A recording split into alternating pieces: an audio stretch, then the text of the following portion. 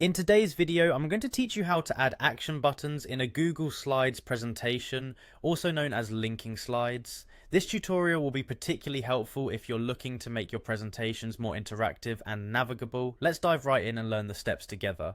First things first, you'll need to get to Google Slides, open up your web browser, and go to the Google Slides homepage. If you're not already signed into your Google account, you'll be prompted to do so. Simply enter your credentials and you'll be ready to start. It's important to be signed in because this will allow you to create and save your presentations seamlessly. Once you're on the Google Slides home screen, you'll have the option to either start a blank presentation or choose from various templates that Google offers. If you want a fresh start, click on Blank Presentation. If there's a template that catches your eye, feel free to select it instead. Either choice will take you to the presentation editor.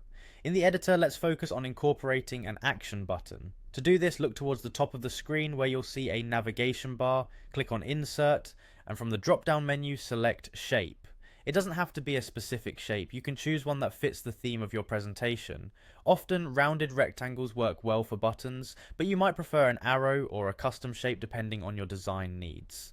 After selecting and drawing your shape on the slide, we need to ensure it functions as an interactive button.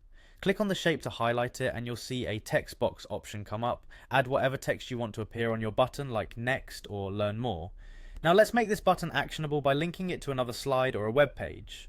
With the shape still selected, go back to the Insert menu and find the Link option. Once you click it, you'll have the chance to hyperlink this button to a specific slide in your presentation, or even an external web URL. If you're linking to another slide, a list of all your slides will appear. Just pick the one you desire. If it's a web link, simply paste the URL. Finally, make sure to save your work. Your action button is now ready and fully interactive, making navigation in your presentation smoother than ever. And there you have it, the complete guide to adding action buttons in Google Slides.